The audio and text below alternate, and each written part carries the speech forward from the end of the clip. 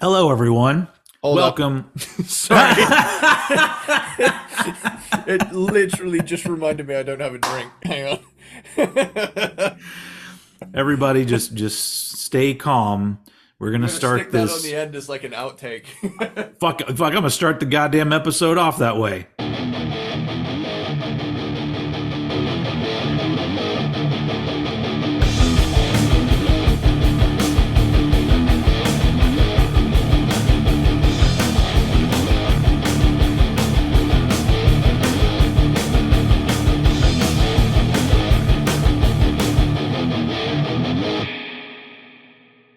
Everybody, just be calm. We're gonna start the episode. At some point, Eddie was not ready, and he needs something to satiate his thirst. And I've got my coffee in my Metallica Black Album mug. It's starting to get a little bit scratched up because I use it way too much. But there you go. And then Eddie looks like he has either some water or vodka. I'm not quite sure. But either way, I'm just happy that he has something to drink. And I'm glad that you all were here for this, because this is a very important thing about Cranked and Ranked is what are we drinking? And okay, no, nobody tell Eddie what I said, okay? Because that's just between us. Okay. We're already started.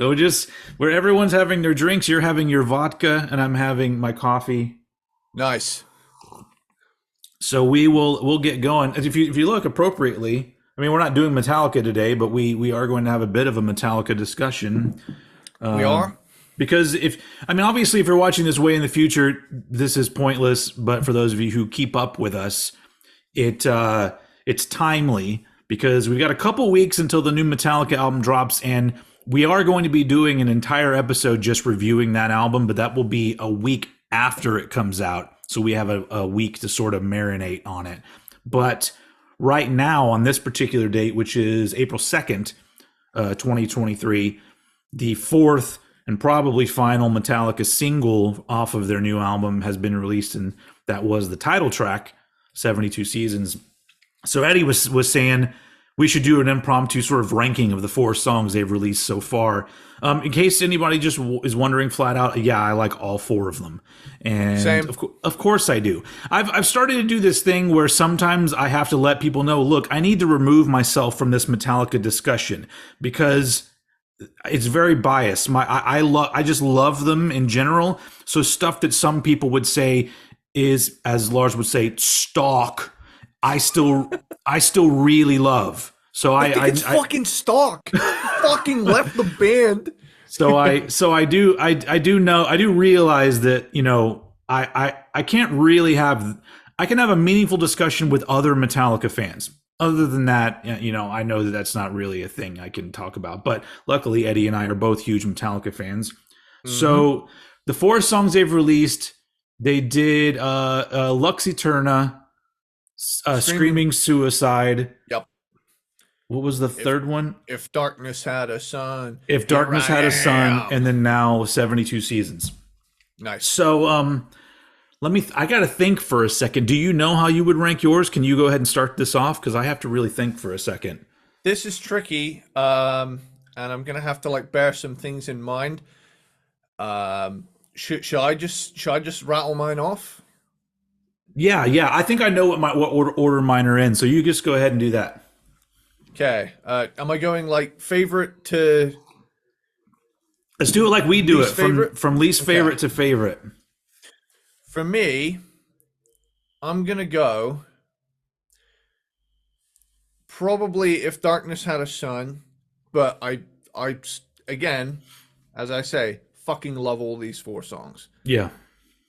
That is actually my girlfriend's favorite, so it just goes to show, different tastes. Sure. Next, I'm probably gonna go Lux Eterna, because as a song itself compared to the rest of them, it's the most straightforward, and it did what it needed to do. It was we're back, and holy shit, it was a good one to come back with. Yeah. Honestly, next I'm gonna go Screaming Suicide. That is just a full on riff fest, and it's exactly the kind of break the speed limit riffage that I enjoy. Uh-huh. But this latest one, man, like holy shit, like the just bombast of it blew me away. Yeah, I'm with you for a little bit there. My number four would be "Screaming Suicide," Mm. just because it the riffs in it are kind of not very interesting to me, and out of all four songs, it's the my least favorite Kirk solo, because the solo in that song, I'm kind of like, you could have done a little bit more of that solo.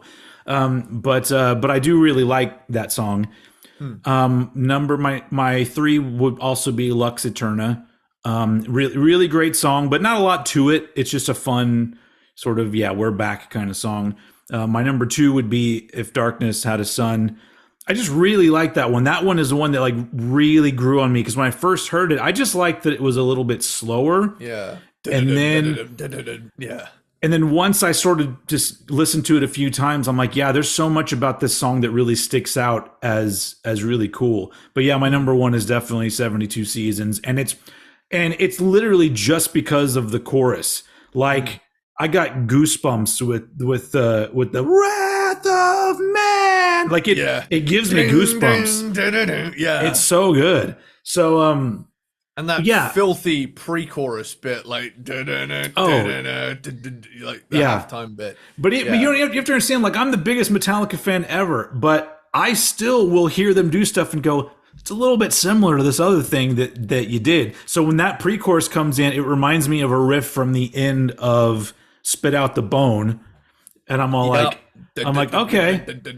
But it's like, it's not note for note. Also, on 72 Seasons, I have to give them the criticism of they do the note thing that I don't like from thrash metal. They do they do a ding, ding, ding. They do one of those in the riff, and I'm like, come on, guys.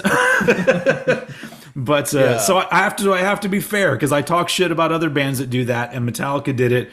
But like I said, removing myself from a conversation with non-Metallica fans because I don't care. It's a really great song. Yeah, I think they're at a stage in their career, and kind of have been since their kind of comeback with Death Magnetic off the heel of Saint Anger.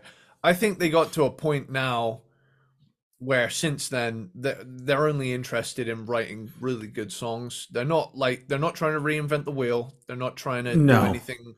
They're not trying to do anything revolutionary, but the stuff that they're putting out is strong songwriting. I think so too. Do you know? And it's interesting that you brought up Death Magnetic. Very recently, I was driving home from the grocery store, and I just had sort of music on shuffle on Apple Music, and a song from Death Magnetic came up, and it sounds like they replaced the old version with the Guitar Hero version on Apple Music, because Really? I'm like, first it was quieter. I had to turn up the volume, and then I was like, I don't hear any of like the clipping on this song. It was I think it was End of the Line was the song that I heard, and I was just like, it sounds a lot better. Like, I don't know, did they just secretly go in and like, we've secretly replaced your coffee with Colombian coffee crystals? What? Son of a bitch. Have you seen that? The Chris Farley thing? I think so, a long time ago. That's one of my favorite things, because it's like like back in the 80s, they had those commercials. Like, it's a secret camera. We're letting them know that we replaced their coffee with this decaf coffee or whatever. Or something, yeah. Yeah, and so the maitre d' comes up to Chris Farley. He's like, we replaced your coffee with Colombian coffee crystals. And Chris Farley's, it's like the best acting job ever, where he's just like, yeah. Son of what? Son of a bitch. He just goes completely crazy. I love that. Anyway, all right. So yeah, but yeah, I was surprised. So I don't know. I if anyone else, listens to Death Magnetic on their streaming services, does it sound better? Because everyone's gripe is that it was brick walled, and it sounds like it's not anymore, or at least not as bad as it originally was. Once again, I don't mind that sound. I think it's cool. But anyway, yeah. So that was cool. Our little ranking of the new Metallica, but we will be going very in depth on the album 1 week. Yes. Well, a little when the episode comes out, it'll be about a week and a half since the album came out, and we'll really discuss it and yeah, give it the time it deserves from two huge Metallica fans, along with the hundreds or thousands of other podcasts that will be doing episodes on it, and we're just another one. But today that's not what we're doing. That was just a little treat for everybody, and for we were absent for a week. We might as well give you like a double thing. So there's a little brief the ranking, little appetizer, and now we're doing today's actual episode. The main attraction of today's episode is our top 10 albums of 1979, and this one was pretty interesting for me because a number one that I didn't expect is number one, and it's very solid number one for me. Like once I really listened to it again and really thought about it, I'm like, there's no fucking way any album is number one over this one. But there are also some that I'm like, because 1979. There were a few albums, and even some that didn't make my top 10, that are just those albums put up by bands where they just didn't quite do it for me. It's just not quite there. So it seemed like that was that kind of year for the most part. But in 1979, I was one, so I don't remember anything about it at all. But I do have negative 19. Yeah. Wait. So, like, how old would your dad even have been at that point in 1979? My biological dad would be.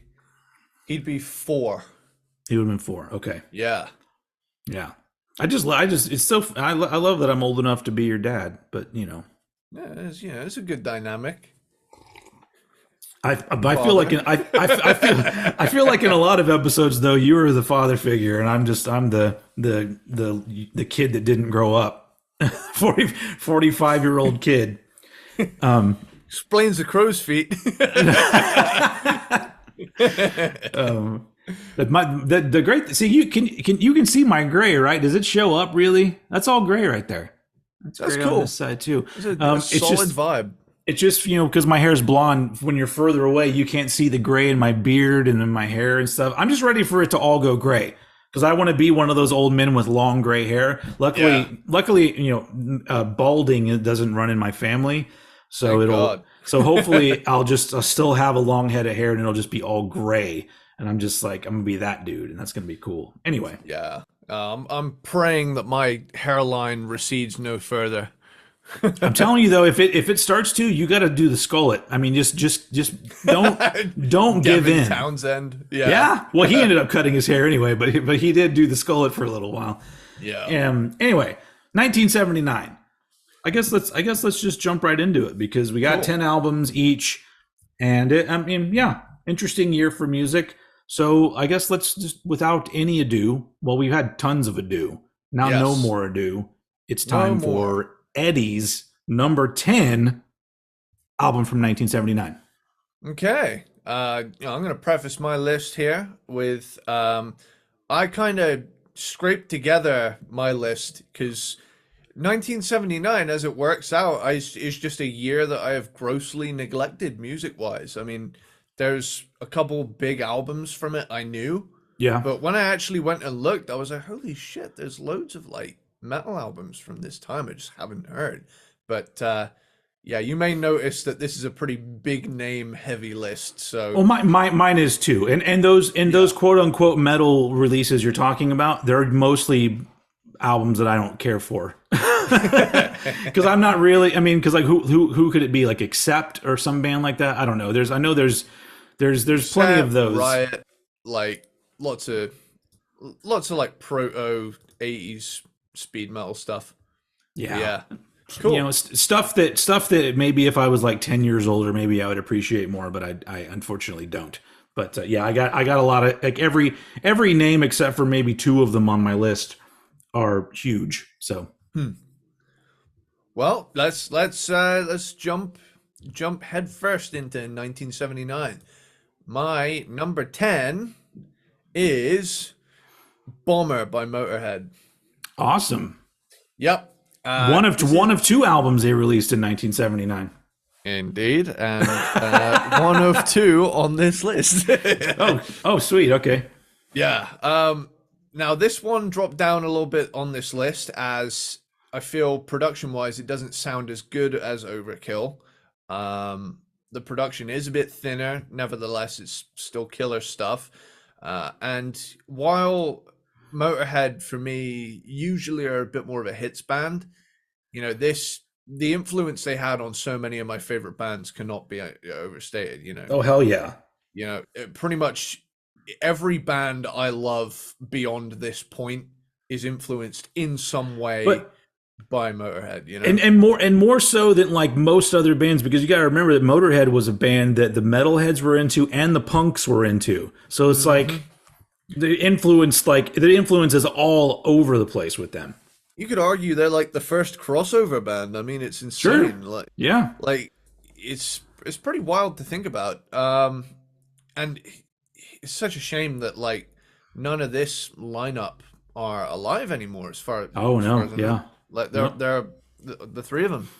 But I mean, look at the track list on this. You got Dead Men Tell No Tales, Stone Dead Forever, Bomber, obviously, and Motorhead are one of those bands that, to me, like they're the heavy metal AC/DC. You know what you're getting, yeah, but they still kick ass with it pretty much every time. Yeah, I agree. So yeah, and like I say, it's just kick ass, speedy riff rock with great crossover appeal. And it's a 37-minute long album, like exactly the ballpark of length that this kind of album needs to be. Yeah. Cool. Well, my number 10 is kind of on the opposite end of the spectrum. Okay. And it's an album. It's one of two albums on here that to me are kind of sophomore slump albums, but they're from such strong artists that I still really like them. So my number 10 is Candy-O by the Cars, which was it's their second album, and it's really hard to follow up the first Cars album because it's basically a greatest hits album, and it's one of the most perfect albums ever made. That's and then Candy-O has good songs on it and sounds great and is a lot of fun, but it doesn't have the standout tracks for the most part that the first album does. So nice to look at too. Yeah, it's got a nice album cover on it. It's got "Let's Go" is like one of the main singles on it. I think this is the one that ends with "Dangerous Type," which is one that I always really liked by the Cars. But yeah, it is one of those things where if you put out just a fucking amazing debut album, it's kind of hard to top that, especially back in the day when they're like, oh, congrats on the success of your album. The next one needs to come out in 6 months or something, So I totally get it. And so, but I still love it. I love the Cars, and Candy-O is a lot of fun and a cool, 79 sort of new wave album.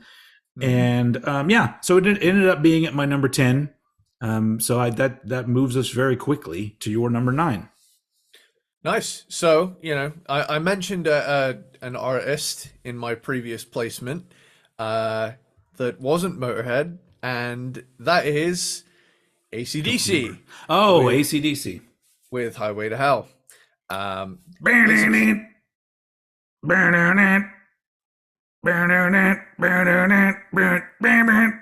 Yep.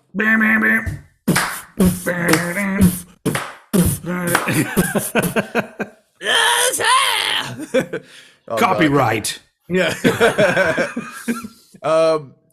It's a classic. Like, again, AC/DC are more of a hits band for me. I like them, but they haven't quote unquote happened for me yet. I find that there's bands that I hear for a long time and they don't quite click with me. And then one day I'm in exactly the right time and place, and I'll hear something and I'll be like, oh, well, now I have to have every album. That happened to me this year. They've really clicked with me this year.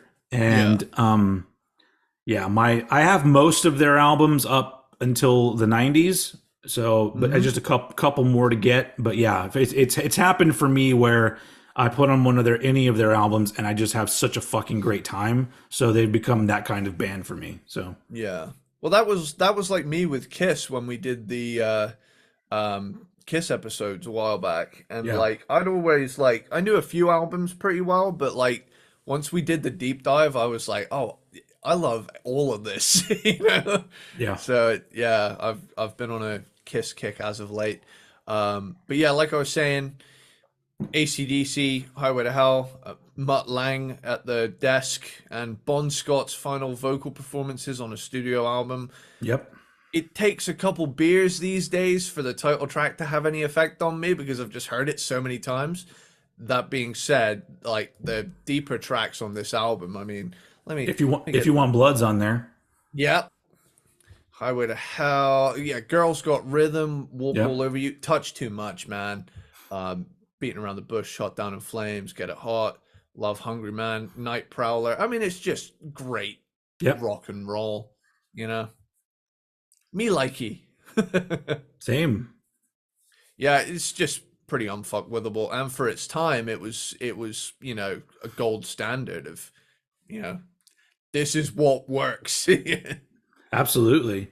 So And that yeah, and I think that was their most successful album to date. So that their whole story about that time period is crazy because they had their most successful album, their vocalist dies, they decide to scramble and get a new vocalist and then put out an even bigger album. Like that is yeah, like how many bands have done that?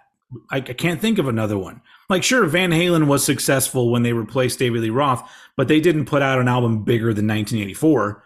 So Faith No More when they got Mike Patton, maybe, well, yeah, but but like Introduce Yourself wasn't a huge album. See what I'm saying? that's Like the like that's the following thing. up a huge album, replacing a singer and having a bigger album. Like that I think Yeah, that's just AC/DC, but you know, Back in Black's great pretty too. I Yeah. agree. Well, let's quickly move to my number 9 because the next couple albums I'm going to talk about are probably not in a lot of people's lists that listen to my shows and stuff. But this one is super influential to me and a lot of bands I love. And on other programs, this is one of those albums that like the real douchebaggy music people will be talking about a lot, but it's warranted. The debut album from Gang of Four, which is called Entertainment, and this is a fucking killer album. It's post punk, angular riffs, stopping and starting. It's literally an album that Tom Morello has said like this album is one of my biggest influences, and it's mine too on guitar because it really there's the shit that they do that I love because it's so rhythmic and kind of it's so odd and for its time to me it seems more punk than punk albums because the punk Yeah. albums are still very sort of straightforward and trying to be catchy and Gang of Four were not trying to do that at all. Like they had a message to get across. They had these weird ideas that on paper probably just didn't seem very good, but it's a really really great album and it led to down the line bands like Fugazi and stuff like that. So it's super important album to me. That being said, the ones that are all above it, it's a pure enjoyment level. It's like so high from literally every other album from here on that this one I don't go to very often, but anytime I hear a song from it, I can feel its influence on me, and it's just great. It's just sounds really good. I got to see Gang of Four in the early 2000s when the original lineup reunited and Wow. they were fucking great. And then soon after that, the singer was kicked out again, and they toured as Gang of Four. I think there were two different bands doing Gang of Four, and then the guitar player passed away, and I think it's everything's no more at this point. But I was very lucky to get to see them do their reunion, and it was a lot of fun. Anyway, great album, very influential album, Entertainment by Gang of Four. On to you. Very nice. Well, I've got the all gang of three over here with my second Motorhead album, and that is Overkill.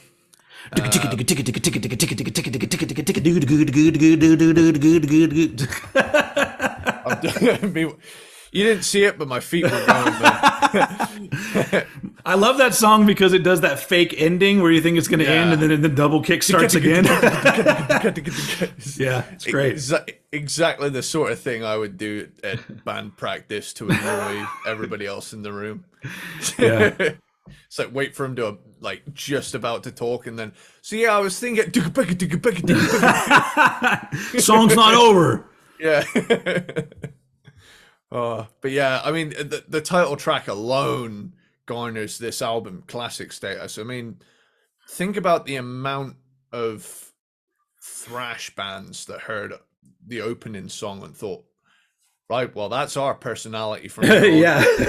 like, Let's do an entire album of that. yeah. It at varying levels of speed. Yeah. But Stay Clean, I won't pay. Sorry, I won't pay your price. I'll be your sister. Capricorn, No Class. Damage Case, Yep. covered by the boys. Well, so is Overkill. Yeah, I was getting there, but yeah. Tear You Down, Metropolis, Limb from Limb. I mean, this is 35 minutes of ass whooping rock and roll. It sounds better than Bomber, so that's why it ascended the list, so to speak. And I've kind of loaded the bottom part of my list with the meat and potatoes, undeniably awesome but straightforward stuff. The next 7 places we're gonna branch out a lot more, but I just wanted to give them their credit because of their both huge bands that have a sound and do it very well, better than anyone else can. So yeah, that's just 3 ass-kicking rock and roll albums. I'm glad that you included both those Motorhead albums because both of them didn't make my top 10. But here's where like the real metal folk will get mad because I didn't include a Motorhead album, but my number 8 album is Off the Wall by Michael Jackson. Hey, and I love this album. It's a good one. Quite possibly my favorite Michael Jackson album. Now, like I was that age where when Michael Jackson blew up big, I was a little kid and I got swept up in it. I loved him. I remember like I bought a Jackson 5 compilation that came with a glove and I would wear the glove all the fucking time. Hell yeah. I loved Michael Jackson and I still do enjoy a lot of his stuff. And Off the Wall is just so good. And I think the reason I like Off the Wall is because I don't think it was an album that was expected to be really big. And I think when he did Thriller and Bad and so on, there was this anticipation of like, oh, it's Michael Jackson, it's going to be big. But Off the Wall is like there's still a little bit of a laid back quality to it, almost like there was no pressure on this album. And it's just filled with amazing songs and an amazing vocal performance from Michael Jackson. And I mean, you can't deny like Rock with You is like just fucking amazing song.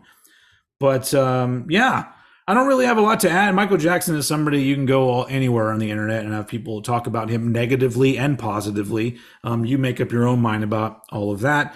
But I really, really like this I enjoy Off the Wall so much that it just had to go in here at number 8. And that pretty much everything. We're rock and roll from here on out for me in my list. But yeah, I had to give Off the Wall a little bit of a nod because it's just everything about it still sounds great today. So that's my number 8. Nice. So here we are with a little bit of Irish representation, and we have Thin Lizzy. We do have Thin Lizzy with Black Rose. All right. So this album right here, I mean, Thin Lizzy are fucking awesome. Yeah, I'm still working my way through their discography, but like, I've never heard a Thin Lizzy song that hasn't impressed me. You know, sure. Like, every time I hear one, I'm like, those twin leads and the harmonies and the charismatic delivery, it's just a perfect storm, and it's very identifiable. Yeah. I knew all of the hits, but in the spirit of these year episodes that we do and their looser nature, I like to listen to albums in bulk to make sure my picks are conclusive. And I wasn't disappointed with this one because it's a damn good album. Yeah. Like I say, the charismatic Hendrix-esque vocal delivery of Phil Lynott, and the twin guitars of Scott Gorham and Gary Moore is on this album. So Gary Moore, who just can't take a good picture. Every single album cover from Gary Moore, he looks awkward as fuck. Well, I guess he passed away. Rest in peace, sir. But you looked awkward on every album cover. Yeah, but the thing is, I don't know how someone so badass could take so many bad pictures. Yeah. But I mean, if you ever heard "Out in the Fields," that probably. I don't know. By name, I don't know. Great song. But yeah, it's "Do Anything You Want To," "Toughest Street in Town," "Waiting for an Alibi," "Got to Give It Up," and of course, the title track. It's just awesome sauce. Yeah, it's just really, really great rock with that kind of. They have a very unique harmonization going on, and it's almost kind of folky, but it's done in a rock way. Yeah. I've always liked Thin Lizzy, and they're a band that I get more into as the years go by. I have to admit, aside from Jailbreak, the albums kind of surrounding that, I only know random songs. I've never really found myself getting into them yet, but I do. I mean, I own Jailbreak on vinyl because I feel like you kind of have to. It's like that's the thing though. There's this thing of they've got their first 3 albums, and then Nightlife is where people really consider them, taking off. Fighting is a great album. I still need to listen to the likes of Johnny the Fox, Bad Reputation, Chinatown, Renegade, Thunder and Lightning. I've heard quite a few songs off because that was when my friend pointed to me, said, "Hey, look, this is their metal album." They've got John Sykes on guitar for that one, but. And at some point, Phil Lynott left, and some other dude was singing. I haven't heard those albums at all, but I've heard that that's a thing. Yeah, I haven't again, like I say, I'm still working my way through. Yeah, but I've consistently heard good stuff. Clearly, we need to eventually do a Thin Lizzy ranking. That way, we can both become very acquainted with the catalog. So yeah. I feel like this is going to be one of those things that happened with you and Judas Priest, where it's we're going to do a deep dive, and then somewhere down the line, we're both just going to be obsessed. Yeah. I don't know where the Judas Priest thing came. Well, I know where it started. It started because I kept wanting to go back and listen to Turbo. And then I'm like, this is great. I'm going to listen to the albums around Turbo. And I was like, I really like these too. It's just one of those things where sometimes music just needs you to kind of let go and just have a beer and just let it kind of happen around you. And when you do that with Judas Priest, and there's not that added thing of we're metal. If it's literally just, no, just let this music, be, then I'm just it's undeniably great shit. That's always been the thing with Judas Priest for me, is that whenever they bring up the fact that they're a metal band, they lay it on cartoonishly thick. I think that's my problem. And I'm just look, just make some metal songs, but you don't have to go overboard with it. Yeah, it's Rob, I know, yes, you're very metal. We've got 10,000 heavy metal maniacs here tonight. Yeah. And it's awesome. Feel free to do some hard rock on the side. Feel free to do whatever the hell you want. You don't need to just conform to this one narrow thing. Yeah. Well, we'll see. The one of the guitar players, in his description of their new album, he used the word proggy. And so I'm just we'll see what this new Judas Priest sounds like. But I'm interested, and it'll be the first Judas Priest album to come out while I'm legit a fan. So we'll see how that goes. We're not even Yeah. talking about Judas Priest, but we got there. That they may be on one of our lists. You never know. Hmm. Because they did put Well, out a live album that particular year, and uh, have never been opposed to including live albums on your lists. well, especially with the '90s stuff because it's like '90s, sorry, '70s stuff. I mean, yeah. Sorry, You've jumped forward a couple decades. yeah, yeah. This Coke is great. No, it's I'll hold my fire there for a moment. I'm gonna let you Okay, do your number seven. are you done with Thin Lizzy? Hmm. Okay, number 7. We're getting into territory where some of these are massive fucking albums, and this one was no exception. But it's a classic, and I love it. "Damn the Torpedoes" by Tom Petty and the Heartbreakers. Yep, The breakthrough Tom Petty and the Heartbreakers album with that's the one with Refugee, right? Refugees on here, yeah. But then there's several hits on this album, but that's the thing is it is one of those albums that does have a lot of his well-known songs, but it also the album cuts are also very strong. Entire album is very strong, and I love Tom Petty. To me, he's one of the best songwriters ever. And yeah, this is really like, I mean, if you know the story of Tom Petty, like the first couple albums, it was kind of like, I guess a lot of bands were that way back in the 70s, where there was a lot of like, is this going to catch on? Are we going to end up being dropped from our label? Because they had already experienced like a shitload of success over in England. So they went to England and they were like the fucking Beatles, and then they come back home and they're playing to like a club.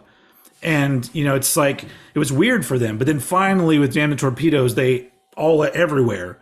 They fucking Yeah. blew up. And I just love I know that eventually like he ended up replacing people in the Heartbreakers, but I love the original lineup of the Heartbreakers and the original drummer, because he had a very like laid back drumming style, almost like I seem to really like drummers where they almost feel like they're kind of behind the beat a little bit when they Yeah. play.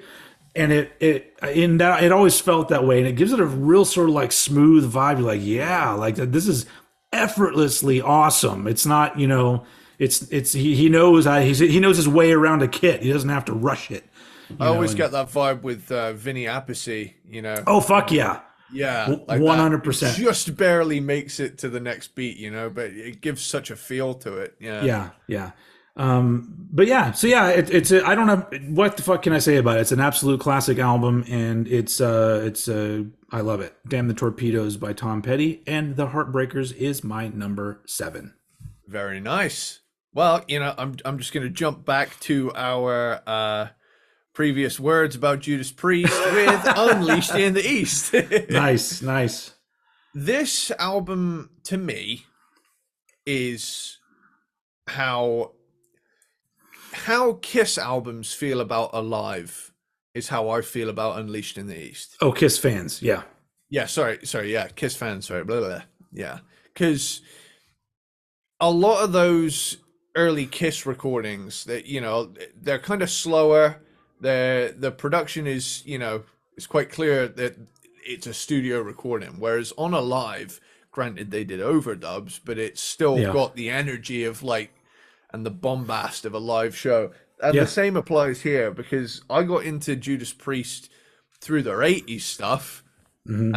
as did you. Yeah. And I always found their '70s albums production to be really underwhelming. Especially the first 3 for sure. Yeah. Oh god, yeah, yeah. Hell, I would say I would even say I prefer the production on Sin After Sin to Stained Class because I was always like, there's no low end here. However, Yeah. I fucking love the songs on them. So to hear them with the stuff that their studio equivalents are missing on Unleashed in the East just adds such a oomph to it that the studio albums kind of lack for me. You're not wrong. You're not wrong, really. I do, like I told you, I love the way those early albums sound, even though you can, any gripes about them, I go, yeah, you got a point. But I love the way that they sound. But you do have a point that their music did need a little more. I don't Yeah, know, so something else to make the energy really come across. yeah. Like a prime example is Exciter, and you hear the crowd noise during the "Fall to your knees and repent if you please." Like that part on the album version of it, I think that's cool. When I hear it in that setting, I think, hell yeah, you know. Yeah, It goes from like driving fast but the speed limit to completely disregarding the speed limit, yeah, And I just fucking love how big it sounds, compared to the albums, because I'm hyper aware on the 70s releases that I'm listening to an album. It's not taking me anywhere. Whereas this album, I'm experiencing their music as it's intended, yeah. live, raw, loud, and spacious. There's also something about the 70s live albums that can never be recreated again, because Mm, the 70s was a time where there was no MTV, there was no internet, obviously. Whereas now you can just find footage of a band online, or in the 80s, you could sometimes see live footage of them on television. But in the 70s, it was like there was like a special yeah, thing of like either you didn't see them in concert, here's your experience, or you saw them in concert, here's your chance to relive this thing that you can only get once a year. Now you can yeah. put it on your turntable and have it right there, have the experience. So it's like there's something special about 70s live albums that I really enjoy. Yeah, for me, I've found that as well. If there's a live album which is kind of a niche really compared Yeah. to studio albums, but I've found as I've gotten older, I've really grown to appreciate live albums as, for what they are, concerts that you can experience in the comfort of your own home or your car or wherever you listen to music. Yeah. But this has become my go-to 70s Priest album because I think to myself, I'm getting pretty much a greatest hits of their 70s material with the bombast they deserve. Yeah. Um so yeah, this for me is my favorite 70s Judas Priest album, and I'm kicking my younger self for not realizing it sooner that this Yeah. was to my ears what I should have been listening to. Yeah. Their studio albums of the 70s, great, influential, but sonically, if I want to be really blown away by the songs, this is the album I'm reaching for.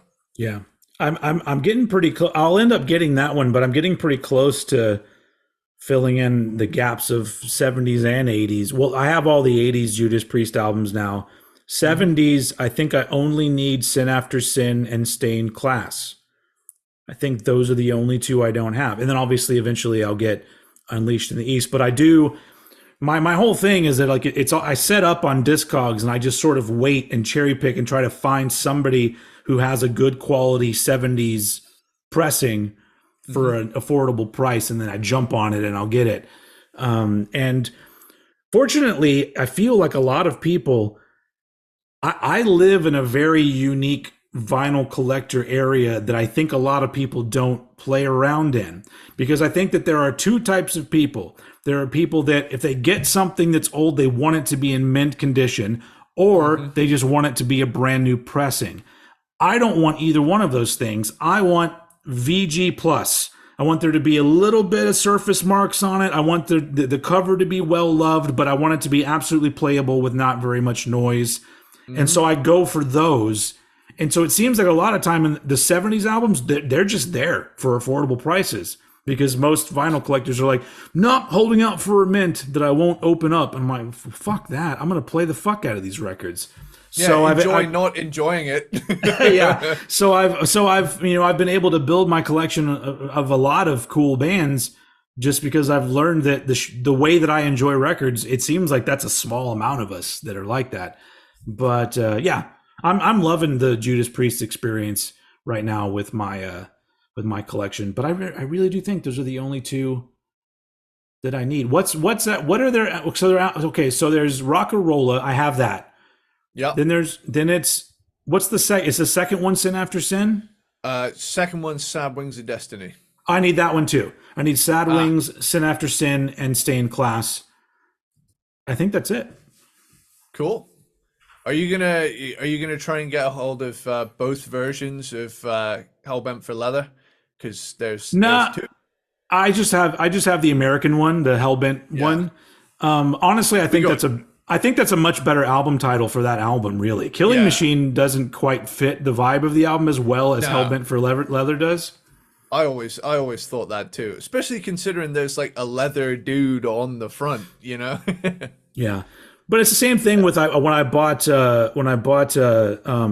Force no some Point of Entry. When I bought Point of Entry, I bought the U.S. version that just looks like fucking printer paper. Because either way, the album covers make me go what? But like that one in particular, I'm like, what is this supposed to be? Why is it just a row of printer paper? I don't know. Yeah. Anyway, what? So yeah, so is that your number six? That Unleashed. yes, that is my number six. Sweet. My number six, another. Well, this isn't as big as their previous album, but I think for fans of this band, this album is still fucking huge. Dream Police by Cheap Trick, the album that followed them blowing up with Live at Budokan. Because they like that was there was another Cheap Trick was another band that had sort of mild success, then put out this live album, Live at Budokan, Yeah. and blew up. And then the next album they put out after that was I think that's the timeline, wasn't it? Yeah. Anyway, I don't know. Maybe There were some maybe real faces right there that you maybe made. maybe Heaven Tonight came out after Budokan, but I don't know. But anyway, they followed up with Dream Police, which to me is a fantastic album, and it's got a couple of tracks that I'm just like, man, these dudes didn't give a fuck. There's like a 10-minute kind of moody dancey number on it. And I love, it's not 10 minutes, it's like 8, I think. But I love the fact that there's these big old rock anthems, and then every once in a while they'll be like, yeah, fuck it, we're gonna do something left field because we don't care and we're Cheap Trick. And it's nothing but huge songs on this album. And in many ways, it's like their biggest sounding album, I think. I really do think, yeah, because like Heaven Tonight has packed full of great songs, but I think production wise, Dream Police blows it out of the water. And it's just a great. I mean, Cheap Trick's a band that eventually I think that you'll find your way into Cheap Trick, especially the '70s Cheap Trick, because massive amounts of fun is what their '70s stuff is. So yeah, number 6, Dream Police by Cheap Trick. Yeah, because I do need to dip more into them. I've heard In Color, Yep. which is great. Yeah. Yeah, I definitely need to dive deeper into Cheap Trick. We'll get around to Cheap Trick at some point. Hell yeah. Yeah. They're on the list. Yeah. So, right. Okay. So, Top 5. I'm noticing that this is a pretty all over the world kind of list. I mean, we've got Motorhead UK, AC/DC Australia, Black Rose, Thin Lizzy Ireland, Yeah. Judas Priest Britain again. But now we have a Canadian band, and we have Just a Game by Triumph. Oh, so this is a band that I know almost nothing about. So yeah, this is cool.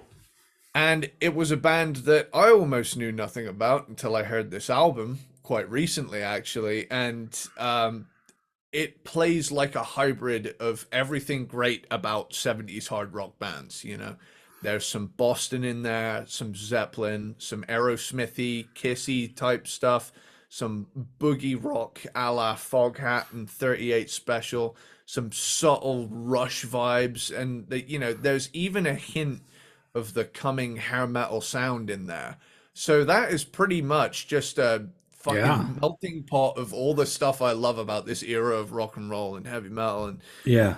it's just a great all-rounder late 70s Canadian hard rock album. I mean the big hit off it was Lay It on the Line, but songs like Moving On, Young Enough to Cry, American Girls, I mean Just a Game, even has like a weird track at the end, Suitcase Blues. Like this is just great. You know, it's 36 minutes, so it's Yeah. not a taxing listen. It pretty much just opens up and goes, "Hey, you know this 70s hard rock stuff? This decade fucking ruled, huh? Well, we're gonna close it out with this stuff." And wow, yeah, I was really impressed. I'm also gonna turn the light on because Hey. even though we have sunlight, it's pretty dark in Yeah. here. um, Recently they Banger Films did a documentary on Triumph, and I haven't seen it yet. But like oh wow. every documentary that they've done has been fucking brilliant because they did originally like Metal, they had Banger's Journey and stuff like that, but then they did the Rush documentary, which is amazing, and then they did an Alice Cooper one as well, and they did ZZ Top. All three of those fucking Wow. great. But then this most recent one is Triumph. I think it's Triumph. I'm probably getting it wrong, but no, that makes sense because they're Canadian. Sam Dunn is Canadian. It makes sense that that they did this one. But I've been meaning to watch that, and I know that once I do, that's when the bug's gonna hit me, and I'm be like, oh god damn it, I'm into another band now. Shit, that's another, 50, 60 quid I have to spend on getting a band's discography. Yeah, Possibly more. fuck, Yeah. six. No. Yeah. Well, it depends if I run into it in the wild. Probably looking online is gonna rack it up. Oh fuck! I know. I don't. Yeah, I can't. I don't ever find anything when I go to record stores. That's why when everyone's like, "I'm going to wait to find that at a record store," I'm like, "You're going to die. You're going to die not finding that album." Yeah. You Especially should have somebody seen like me, but I don't like going out of my house very often. So shit. you should have seen my face light up when I found a vinyl of Load in a record shop Oh in hell yeah. in the Midlands, and I was just like, I've had Reload on vinyl for so long, and I was just like, this is taunting me. When I got Use Your Illusion, I got both at the same time. I saved up so I didn't have to have one without the other. I just bulk bought. Yeah. But Reload, I found it, and I was like, it shouldn't take me too long. And then 2 years down the line, I finally find Load in the wild, and I'm like, that was rough. Yeah. Where were we at now? I was. Oh, you did Triumph. Yeah, Triumph, just a game, my number 5. Cool. My number 5 is a very slept on album by this particular band, and it's from a very tumultuous, I guess if that's the right word, point in their career. My number 5 is Night in the Ruts by Aerosmith.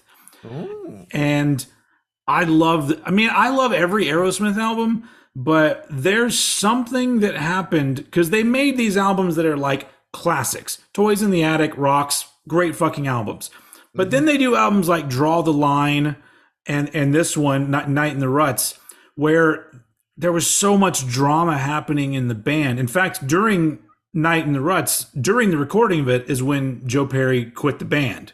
He's still on the album cover, but then you watch like a music video from it and it's got another dude, what the fuck was his name? He was only in there for a few years, but like anyway. I would normally know his name, but I'm spacing.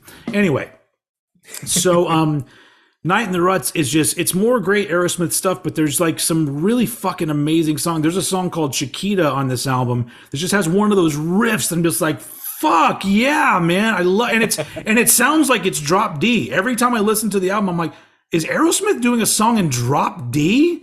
But because I really think it is. But anyway, it's just such a fun, cool album, and it just goes to show you that even when everything was kind of going wrong, they managed to put out albums that I guess if you're really like trying to be like critical and be like, well, this was, wasn't as successful as Toys in the Attic. I'm like, well, yeah. I mean, but how can you make an album more successful than that? Yeah. Well, I guess they ended up doing that, but still, they just still put out such amazing just rock albums with these bluesy elements and these really fun songs, and just the vibe is always there. And I love Night in the Ruts. It's a fucking great Aerosmith album, and I don't have much more to add. I wore my Aerosmith shirt today for that very reason because I knew that of course Aerosmith ends up on a list if they have an album out in that particular year. Um, but there are four albums that I think are better than Night in the Ruts, and so let's move on to our top four of 1979. Okay, so my number four is probably the biggest departure. It's not even probably. It's definitely.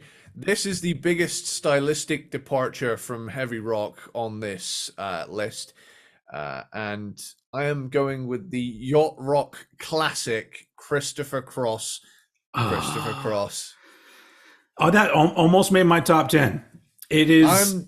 I'm a It is sucker for good. yacht rock. I mean, sometimes I want to stop headbanging and just chill for a moment.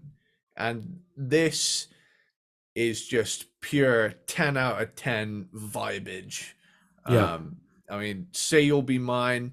I really don't know anymore. Never Be the Same. Ride Like the Wind. Ironically covered by Saxon, which is a heavy band. So, but Sailing is on this album. Yeah. Yeah. That song alone gives it Amazing. so Yeah. much weight to it because that's one of those songs that just the little keyboard part starting. Yeah. If I hear that, I'm just like, oh shit, yeah! It just feels so good. It's such a great Yeah. song. And I can never hear this and not bring it up. Chorus effect on a clean guitar. Yeah, Chef's kiss. Chef's kiss, my guy. Um, yeah, and I'm also always thrilled to hear Michael McDonald on anything. You know, he's on "Ride Like the Wind," right? yeah, and I really don't know anymore as well. I Oh, really okay. don't know, and I really I mean, don't really, what know. album in that period was Yeah, Michael McDonald not on? yeah. He was everywhere.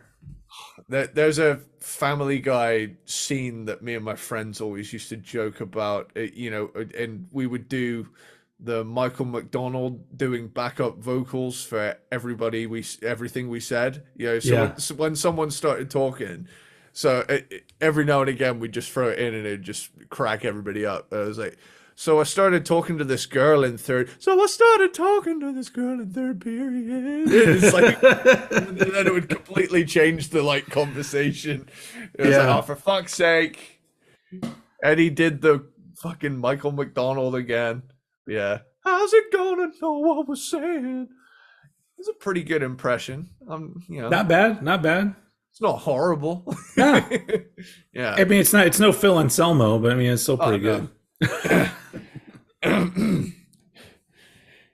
Walk on home, boy.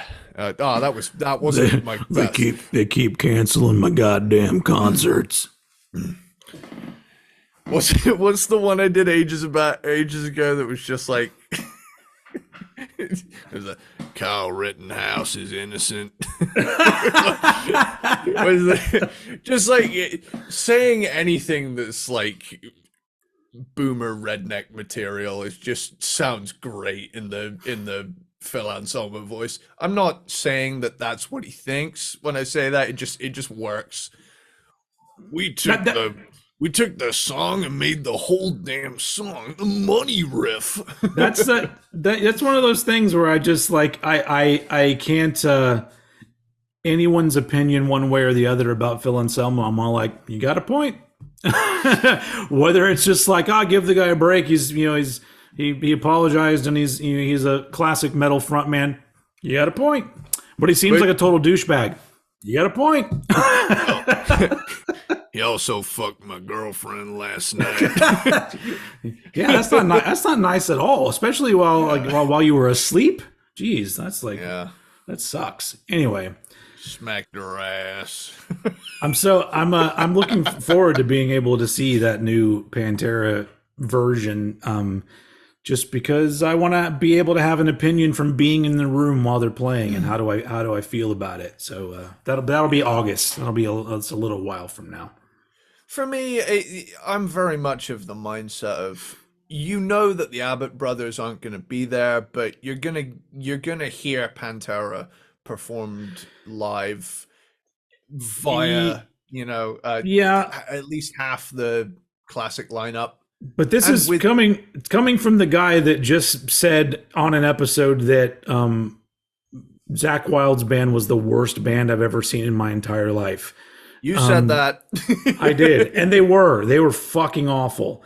And all of the video I've seen of the Pantera thing, my gripe about it is his guitar playing. Not that he's not a good guitar player, it just seems like he doesn't quite get what's great about Pantera riffs, because there's something missing, something really big missing from the way he plays the riffs. And maybe nobody can do it. Maybe nobody can do it right. I don't know.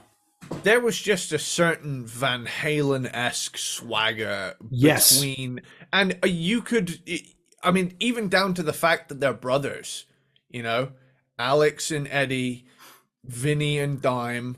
Yeah.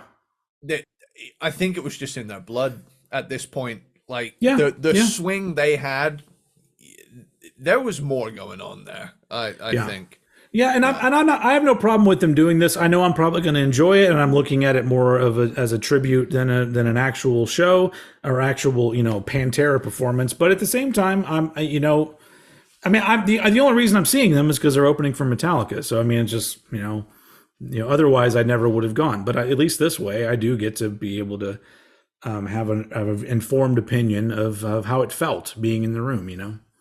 Very nice. Anyway. Yeah. I mean, number 4, Yeah. not Yeah, Pantera, because they hadn't even put out an album in 1979.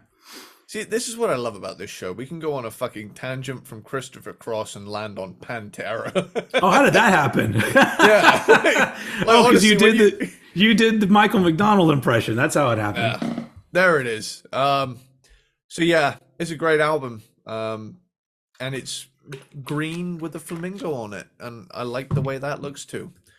Albums, the whole package when it comes to yacht rock. It's almost like he nailed yacht rock, and then nobody else can do it as good anymore. Like it's just like, nah, this is it. If you want yacht rock, just listen to this album, and then just move on to something else. Bingo. Well, that wraps up. That wraps up my number 4. And cool. My number 4. Add anything? No, I like that album. It's not on my list though. But my number 4, you actually already talked about. My number 4 is "Highway to Hell" by AC/DC. Wow, we really we took a long time to have a matchup. Yeah, that's I guess that's the only matchup we've had. I have a feeling we're gonna have one, maybe 2 more. I think so. But "Highway to Hell" to me is a fantastic album, and the production's great on it. So many great songs on it. Bon Scott's amazing on it. Everybody's amazing on it. It's just the band. The band hit a peak around this time, and I mean they've still always been great in my opinion. But there's something about like that sweet spot of around this time, the late '70s, early '80s, AC/DC that I just think is so fucking good. And I don't have a lot to add from what you said. "Highway to Hell," classic songs, amazing album, a lot of fun. If they're one of those bands. There's 3. The next 2 bands I'm going to talk about after this are also those bands where I'm like, if I just want to put on a record and have a good time, I know that AC/DC are there for me. And "Highway to Hell" is one of those albums, so it's my number 4. Awesome. So we've entered the top 3. Mm-hmm. And I have a sneaking suspicion that 2 of these are going to be the same in our list. Okay, let's find out. I'm certain of 1. Okay. Placement wise may differ. Yeah. However, there's definitely 2 that haven't come up yet from either of us that I'm like, no way, he's not going to not have this on there. So you're probably right. My number 3 is Van Halen 2. Also my number 3. Hey! Not only do we matched up at number 3, but Van Halen 2 also my number 3. Beautiful. That was beautiful. It's Van Halen's second album. Perhaps doesn't have the game-changing weight of the debut. Not at all. No. However, plus its opening track is a little bit of a false start, in my opinion. Yeah. But once this album gets going, it's fucking rad. Yeah. Dance the Night Away, Somebody Get Me a Doctor, Dead or Alive, Beautiful Girls, Women in Love. It's just great, hard rocking, good time shit. It Yep. kicks ass. Van Halen kicks ass, man. They do. You're not lying. Is the most American thing I've ever said. Van Halen kicks ass, man. Everybody get in my Camaro. Oh man, Van Halen showing us, they're not just a flash in the pan, and they're going to continue to kick your ass with a new album pretty much every year until 83 before coming back with 84 and doing it again. And there is just a wealth of good shit from, that 6 album span. Yeah. Well, I mean, I'll go on record and say that there is no Van Halen album that I don't like, that I don't think. I mean, we did a ranking, and even Van Halen 2 was lower on my list, but even then, I had a shitload of praise for it. Like, it's a fucking great album. This could be any other band's best album. Yeah, it's the same thing that I was saying with the Cars way earlier on, where you follow an iconic debut album, there's no way it's going to be as good. And so putting them next to each other, sure, Van Halen 2's kind of a bummer, but on its own, I'm just like, yeah, it's still fucking Van Halen from this period where it was just all piss and vinegar. It's like, it's just it's just so much. Yeah, like it's the same thing I said with AC/DC. You put on, to me, any Van Halen album, Hagar or Roth, and I'm gonna have a good time. And Van Halen 2 is just fucking great. Yeah, it's I don't know what else to say. It's just I love the sound of these albums. I love the performances. I just love hearing. That's the thing that I've really noticed recently. Going in and like, for the most part, getting all the Van Halen I can on vinyl. And like every time I listen to whatever album it is, I've realized that my fandom doesn't lie in Roth or Hagar. I like hearing those 3 guys playing together. Yes. Like the combination of drums, bass, guitar, just everybody's unique voice coming together like that sounds so good. That I'm just like, Gary Sharon, fine, throw Gary Sharon in there. I don't care. I just love the way that those dudes played together, and that's my thing. It's like, sure, I'll take Roth and Hagar and Sharon as long as those dudes are all playing in the band together behind them. Then I am perfectly cool with whatever. So, as far as I'm concerned, Van Halen, Eddie is the star. Really next to David Lee Roth. However, that has to be top 3 rhythm sections in rock ever. Oh, Michael absolutely. Anthony and Alex Van Halen. What an absolute juggernaut of a band to be able to turn around and say, yeah, we got this guitar hero and this insane frontman. Yeah. Oh, and by the way, the drummer and the bassist are just as fucking cool. But like, I mean, well, very recently, I get so upset at. It's mostly TikTok, because fuck that app. I hope that our government gets rid of it. But but the people will just constantly make music joke videos when they have like very limited knowledge about a band. And so I saw one where a guy's like, this is Michael Anthony on every Van Halen song. It's just him going boom, boom, boom, boom. And I'm just like, that's one song. Yeah. Please dive deeper into their fucking catalog and hear how amazing that dude is on bass guitar. A, that's one song, and B, vocally he fucking carries many of the high harmonies in their songs. I mean, listen to Hot for Teacher and tell me his voice isn't fucking incredible. But also there's something to be said about knowing that a particular song, all it needs is boom, boom, boom. If you are that kind of bass player where you can just play some fucking funky shit or get some good groove going, and you know when not to do any of that shit, then you are a great bass player, in my opinion.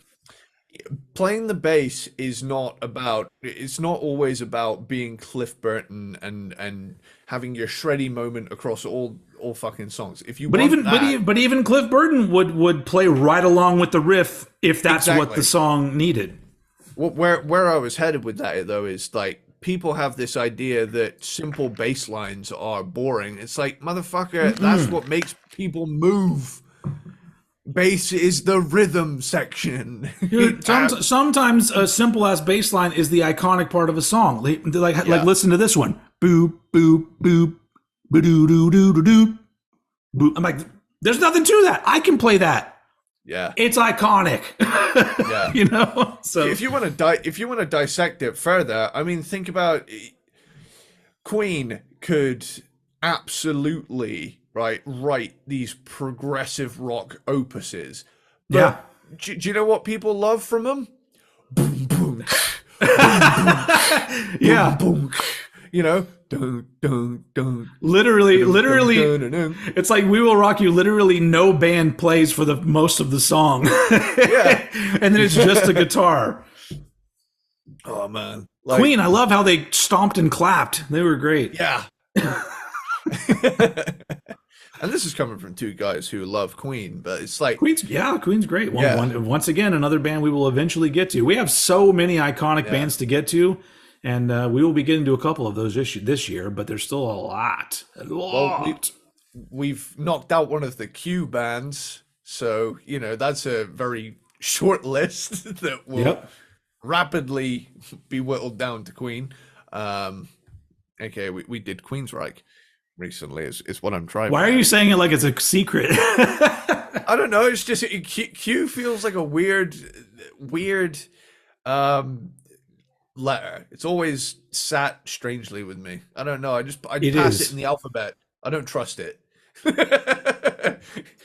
It's a weird looking backwards P that also looks like an O with a line through it when you fucking, I don't know.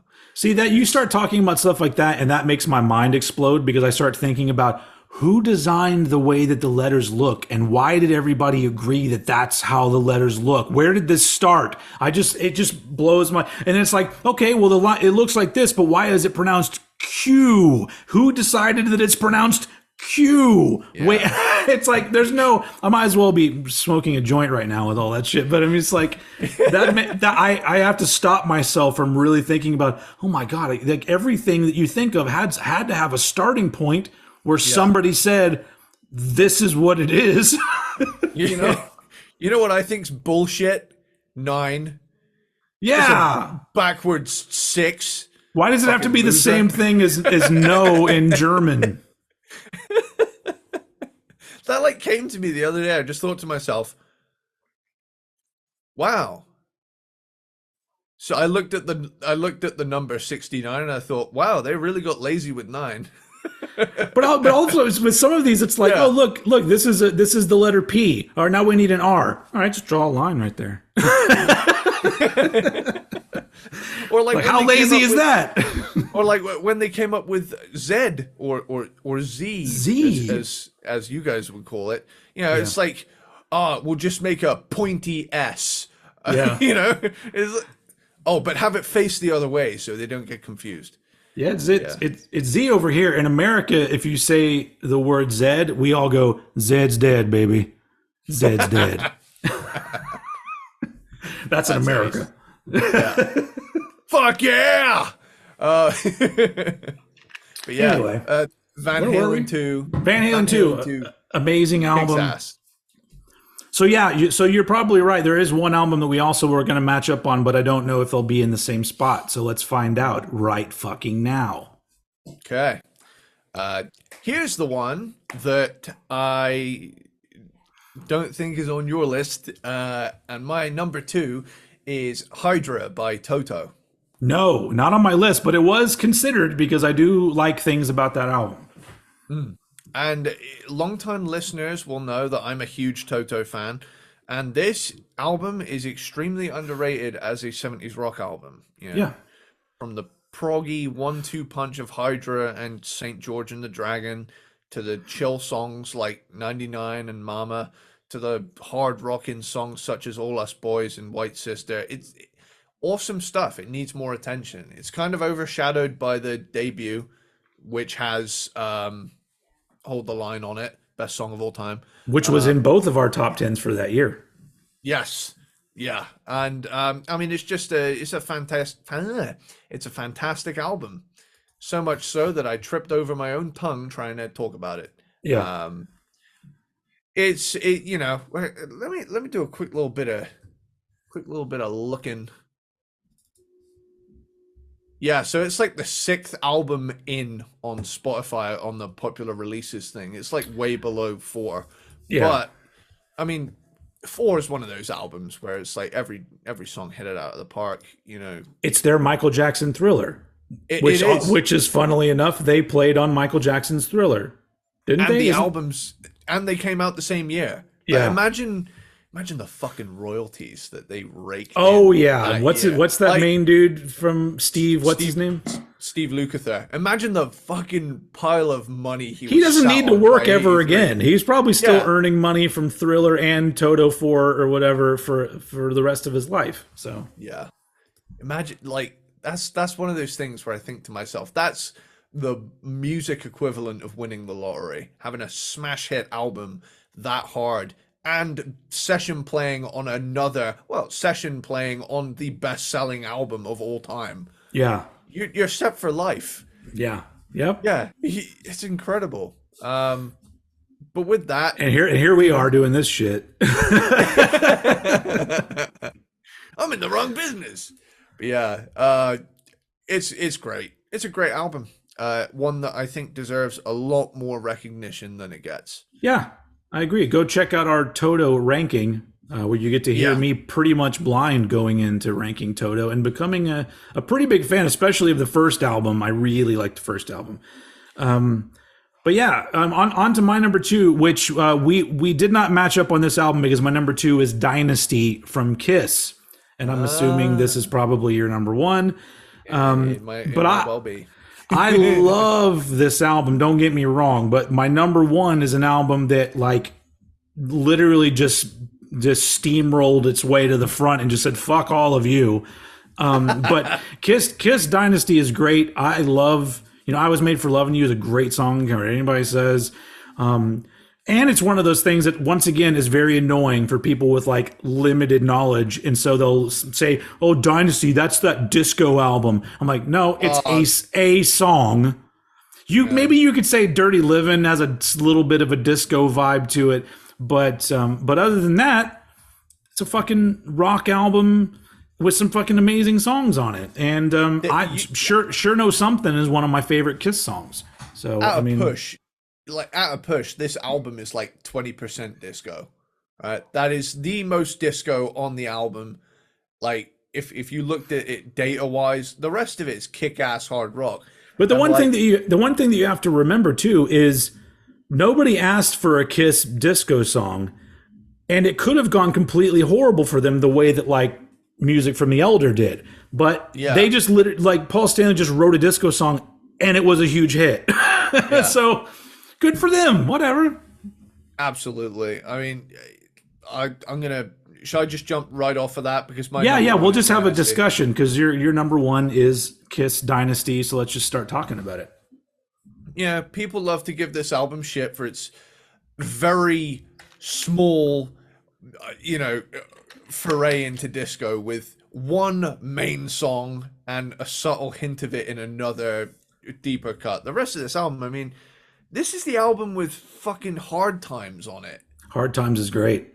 Is that a disco song? No, it's like basically a heavy metal song, I think that God damn it, I had a thought and then it went away. I had something really good then, but it's gone. It's gone now. I don't know what I was about. Oh, I was going to say that I'm going to go on record and say that I don't think disco is awful. I thought there's some disco that I really like, but I think the problem is, like with a lot of fads, it got overblown and there was too much sort of bullshit disco and it was everywhere. Saturation killed it. But there is some really great music that came out of the disco era.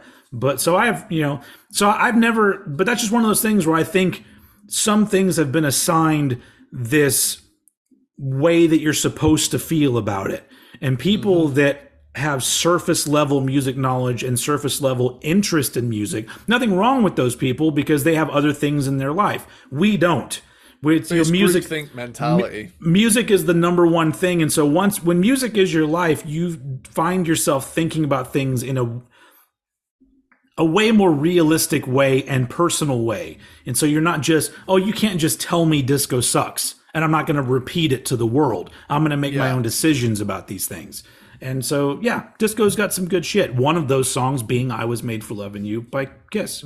So, I mean, like, looking at the track listing, though, I mean, I Was Made for Loving You, huge, great hit, great way to open an album. The cover of 2000 Man, you know, I really like it. Yep. Sure Know Something is incredible. I love that song. That's a fucking amazing song. Like, Dirty Living, again, is also a little bit disco-y, but people always make it out like they dropped their guitars and made a fucking ABBA record. You know, they didn't do that. They made one, you know, and it's still got a rock instrumentation. It just so happens that they're playing a disco song. Yeah. But like, you know, to me, this album, I mean, Magic Touch, Hard Times, X-Ray Eyes, Save Your Love. This is as classic as the rest of their 70s material. Save Your Love does have those backing vocals that I think is like some of the laziest written backing vocals. Yeah. Save it. I'm like, come on, guys, you could have done a little bit better than that, right? Yeah. Also, is this when Peter Criss stopped playing drums on? Yeah, I don't think he plays on that. I think it's why do I want to say Anton Fig? Is it Anton Fig? Anton Fig. I'm pretty sure it's Anton Fig. But yeah. But like, come on. I know it's off the heels of the solo album debacle, you know, where half of them are really well liked and the other half are pretty maligned. Yeah, we did an episode where we combined all of the Kiss solo albums into one badass album. Go check that one out as well if you haven't. Yeah, good old slashed and mashed for you. But I mean, I don't get what people's problem is with Dynasty. I mean, you know, I'm even a their problem is they're comparing it to classics, you know, like from the earlier catalog. And once again, I think it's because you and I are perfectly cool and enjoy when bands try different things. And I think a lot of people don't want that. They want the same thing over and over again. And Dynasty has a lot of not the same thing on it. So yeah. Oh, but like, here's the thing as well. When they did that cover of then she kissed me or then he kissed me, like, that's more egregious to me than doing a disco song. I mean, I agree. Fuck. like if anything should have, like, you know, in the grand scheme of things, been a massive ding to their reputation, it should have been that. But like, and you know, I'm not saying I hate it. I'm just saying it feels a lot more. That might be way down at the bottom of like my least favorite Kiss thing is that cover of When She Kissed Me song. Yeah. It's fine, but whatever. Yeah, I can't hear that song without thinking of the opening of Adventures in Babysitting. Like every time I hear that song, I just see Elizabeth Shue singing it to herself in her bedroom. But that being said, I mean, to me, this may have been a difficult time for the band, but songwriting wise, it's great. Yeah. I would even go as far as to say I even like Unmasked. Unmasked. Oh yeah. Unmasked may have a slightly neutered production, but the songs are fucking great. Oh yeah, I love Unmasked, and I love music from The Elder. I love every Kiss album, even the ones that I don't think are very good. I also love those Kiss albums because I just love Kiss. I love Kiss like almost as much as I love Metallica. It's almost not quite. We are shameless Kiss fanatics. Yeah. And you know, there's been times where, you know, if there weren't so many fucking Kiss podcasts out there already killing it, I'd say, hey, you want to do this on the side? You know, like a Pod of Thunder sort of thing where you just do one song at a time. I like that show. We could we should just double dip and do one that's Kiss and Metallica. We'll just like, Yeah. grab from both those bands. I don't know. We've got so much shit on our list, and like ain't nobody got time for that. Yeah. Yeah. The beautiful thing about us was we were like right from the gate. We were like, let's just rank. Don't worry about specifically who it's about. You're only going to pigeonhole yourself. You might as well just go, what do you got?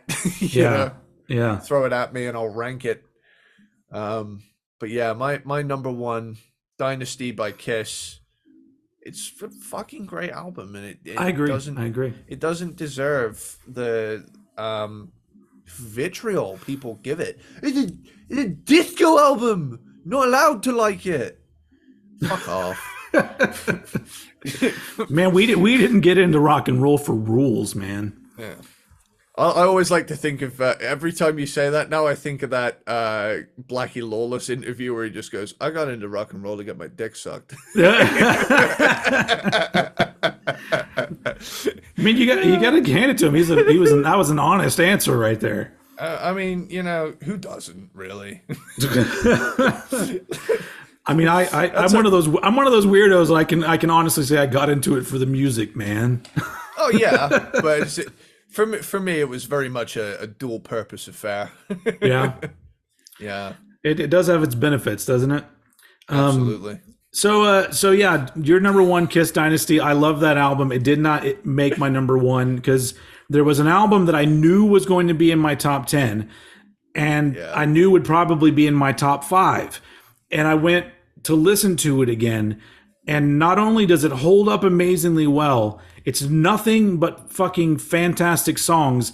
The songs that used to give me chills almost bring me to tears now, how fucking good they are. And it's one of the only concept albums I think is any fucking good. My number one is Pink Floyd, The Wall. And yes, fantastic fucking album. Because I knew that it was good. Like, I'm a Pink Floyd fan, but not a huge Pink Floyd fan. And this is an album that I've known ever since I was a kid, backwards and forwards. I listened to The Wall so much when I was young, especially around the time that I first saw the movie.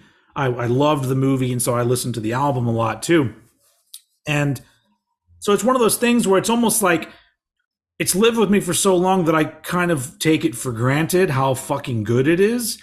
So when I went back to it again, and like, not only did I know every word to every song, but I'd had enough of a break from it to where the transitions into certain songs, I just go, oh my God, this is so fucking brilliant. Like, if you make something like this, I would just quit forever, because you're never going to do anything that good. And none of them ever did anything as good as The Wall. The Wall literally, it ended. Pink Floyd made some okay albums. Roger Waters made some okay albums, but none of them, they literally created this thing that's so fucking amazing.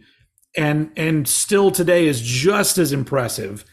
That it had to be my number one, because I was just blown away about how much I was just like, wow, this is still sounds just as amazingly well written and performed and sequenced. And it's one of those rare things, because we talked about this on the Queensryche episode about how most of the time concept albums, the concept just goes right over my head because it's not laid out in a very clear way. Whereas this one, maybe because the concept is pretty simple, and maybe because they made a movie, but I just think it's so well done from beginning to end. And I mean, like, and I challenge anybody, if you sit down and listen to The Wall, when you get to like the climax of it with the trial, if that doesn't give you fucking chills in that song, and you may not be alive. So yeah. Amazing album, Pink Floyd, The Wall. Arguably their best album. I don't think it's my favorite Pink Floyd album, but it's one of those ones that's a classic, and it's overplayed on album rock radio, and I absolutely understand why. And also on top of that, they literally put together this fucking big ass concept album that's really long, and you really have to dig into it. And it still had a fucking a top 10 single off of it. So kudos to Roger Waters and David Gilmour and Nick Wright and the other guy. Or is it Nick? I don't know their other names. But yeah, I love that this album, so it had to be my number one. Pink Floyd, The Wall. Tear Sure. down the wall. All right. Nice. So there you go. 1979. Yeah, that was fun. We had some interesting things. Is there anything in particular that you left off that you want to mention? Like I said at the start, this is, I'd say The Wall, Comfortably Numb is one of the greatest guitar solos of all time. I know that's amazing. It goes without saying. It's a very, stating the obvious kind of thing to say, but like Pink Floyd is another band that I need to dive way deeper into. I've, heard the big albums. Was it Dark Side of the Moon quite a few times. I've heard Wish You Were Here a few times, but The Wall is the next one I need to really dive into. And Yeah, everything I've heard of it rules. honestly, from the first album, which is very different with Sid Barrett, if you Yeah. just go through all the way to The Wall, because they did one more album, they did the final cut after that, but it's not that great. But everything in between, just the building of the band and the experimentation of what they were doing, it's and then them kind of almost hitting this plateau that was like this grand open space once they got to Dark Side of the Moon, Wish You Were Here, and they just started perfecting this kind of sound that they were doing. And Yeah. they're a great band, undeniably. But yeah, it is kind of funny that you put on, if you put on Pink Floyd The Wall and it ends with like The Trial and it's a really fucking amazing song, and then you go back to the very last song on their very first album and it's I've got a bike, you can ride it if you like, it's got a basket, a bell, and lots of things to make it look good. I'd give it to you if I could, but I borrowed it. Anyway. And that song is called Bike. Nice. Anyway. Dude, like, there's something about, like, prog bands of the late 60s and early 70s. It's just so fucking wild. Yeah. You'd never hear that now. I mean, you probably would, but you'd have to look for it. But that's awesome. I would love to do like a cover of Bike. That'd be fucking great. But I would want you to do the vocals so you can do a proper English accent on top of it. Hang on, wait. Let's have a quick look at this. How long is Bike? It's short. It's a short ender. Okay, where would you say that vocal to Bike? Yeah. That is the most British thing I've ever heard in my life. Just the deadpan delivery of like, Yeah. yeah. And literally the second verse, if I remember right, is I've got a mouse and he hasn't got a house. I don't know why I call him Gerald. It's fucking great. Yeah. Well, That's for our Pink Floyd ranking. you just know some dude ate shrooms and listened It was to Sid that. Barrett. He ate some shrooms. Yeah. Well, what I was going to say is you just know that someone was listening to that and they had this like epiphany. Like, meanwhile, he's singing about having a mouse called Gerald. While this dude's on another astral plane discovering what empathy truly is. And it's like... To be fair, I'd rather hang out with the guy that has a mouse called Gerald because I think that's more fun. Oh, absolutely. Anyway, on that note, let's get the fuck out of here. And then next week, we're back to ranking another band discography. A one part episode. We're getting more modern and a lot heavier.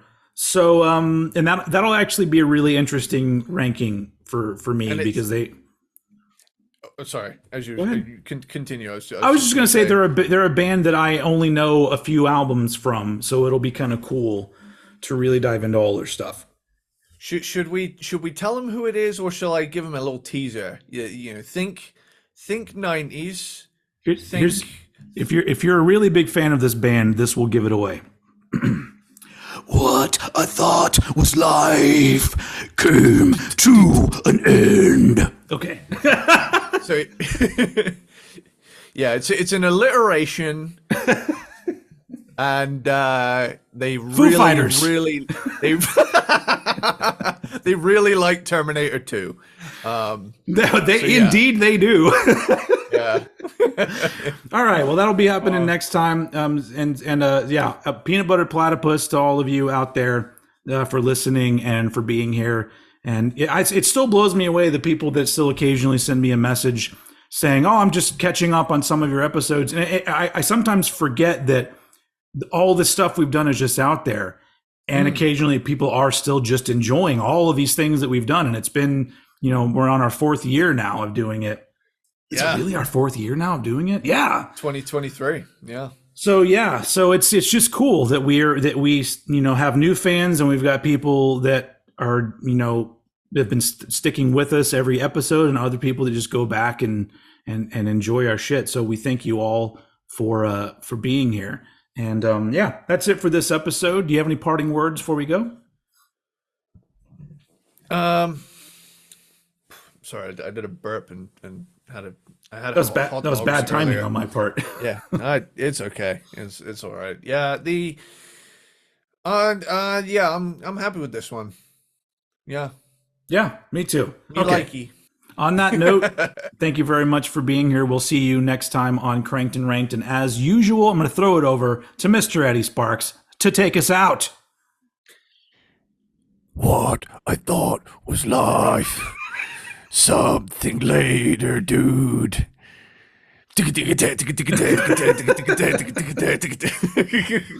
See, now you can't do that outro next time. No. All right. Bye, everyone. I'm just gonna go. Just something like that. That's later, dude. I don't know. I'm running out of them. Shit. Sounded a little like prong there too. Yes. All right. It's not prong though. Okay, and then so we're actually done now. If you're still watching this, go home. We're cutting it right here. Ready and.